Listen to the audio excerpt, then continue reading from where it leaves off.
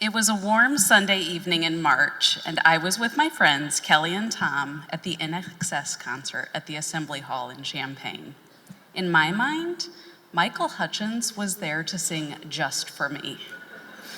The concert was everything I hoped for, a chance to escape the responsibilities of school and just have fun with my friends.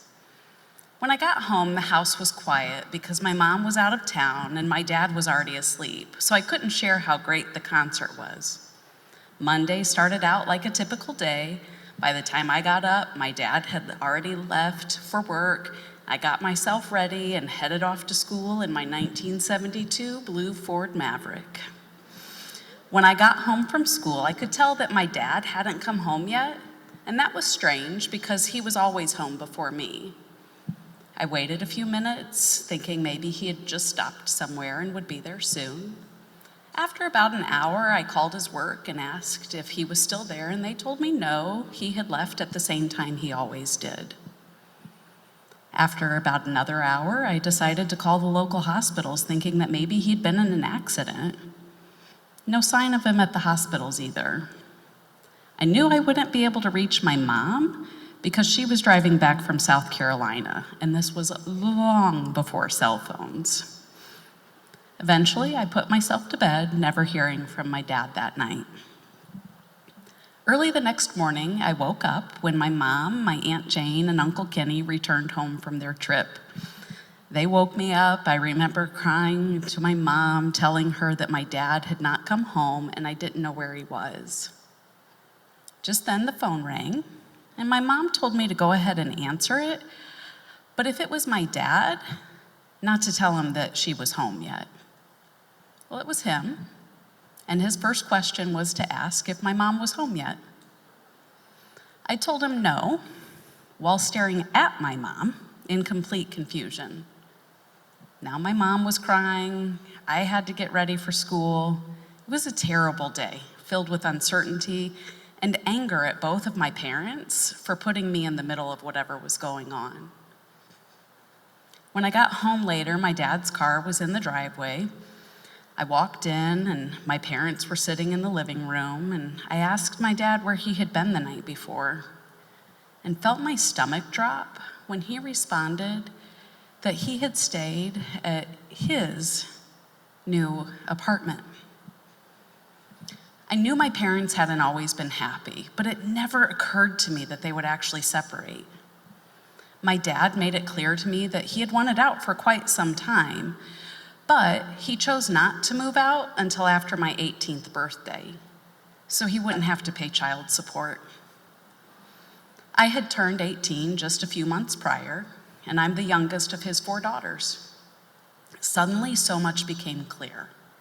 My dad had been miserable for years, making my mom equally miserable. And why? Well, it had to be me. I was the reason they suffered, and I've known that my whole life, from the time I was born. See, my dad had been married before and had a daughter, my half-sister Leah. After that marriage ended, he married my mom, and they had a daughter, my sister Dawn. And then after Dawn was born, my mom was told that she shouldn't have any more children. She had been born with a hole in her heart, and the doctor said that another pregnancy could be life-ending.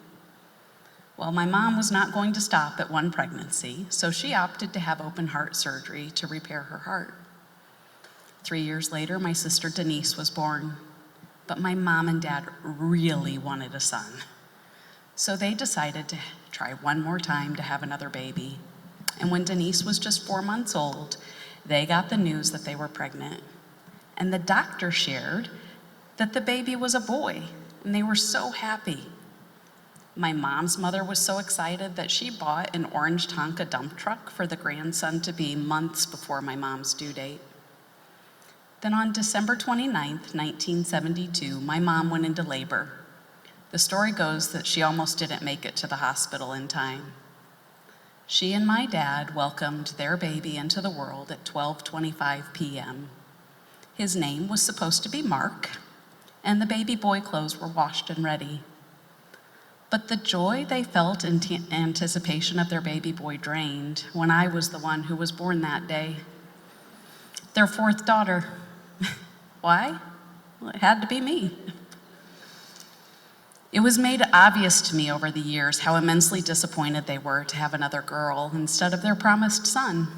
Oftentimes, during my childhood, I would hear things like, "You were supposed to be our boy," or, "If you were a boy, I could coach baseball or football instead of softball," like it was something I did wrong by being born a girl.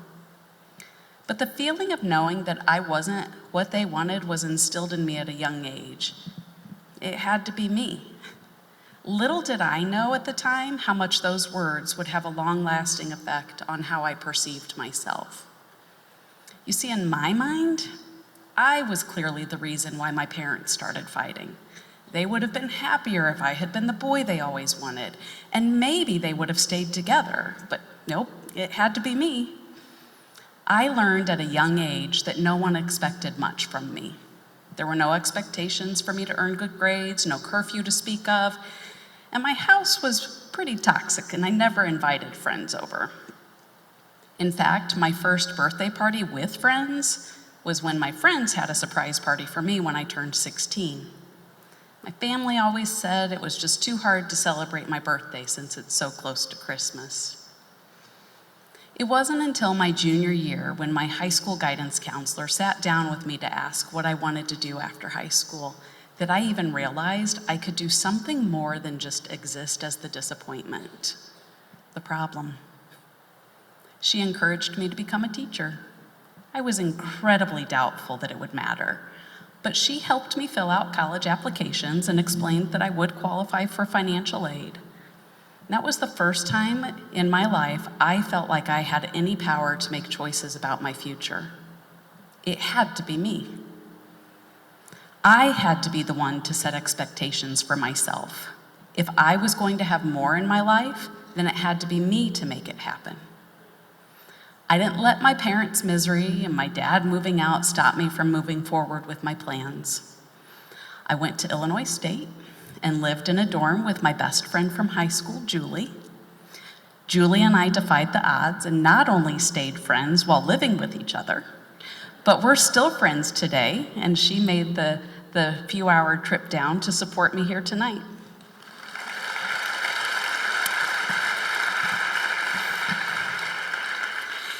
Julie was there for me my freshman year of college when my mom let it slip that her and my dad had gotten divorced a few months earlier.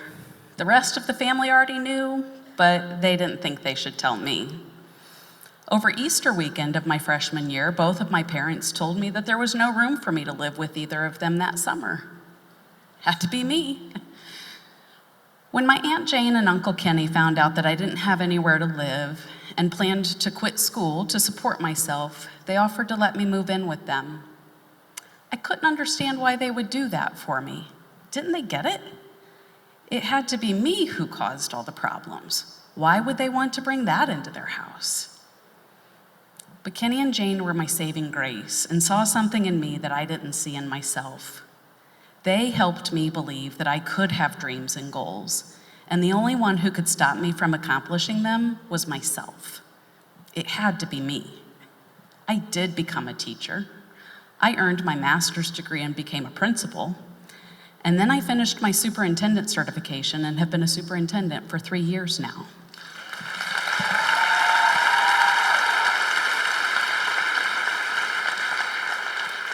It had to be me all along. When I realized that everything I needed to not just survive, but to thrive was already inside me, I found the path to my own success because it had to be me. My experiences are the reason why I am who I am.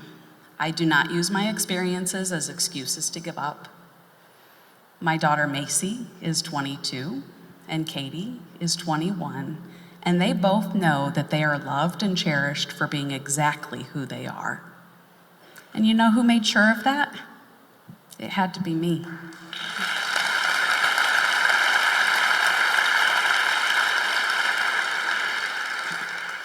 I was 21 when my mom passed away at 52 years old. This past December, I turned 52. I could have drowned in sorrow or decided that my own journey was ending, But instead, I believe that each day is a gift, and I try to use it to pay it forward, because it has to be me. In my 30 years as an educator, I've seen many students who are living a similar life to what I had growing up. No one at home encouraging them because their parents are just trying to survive and get through each day.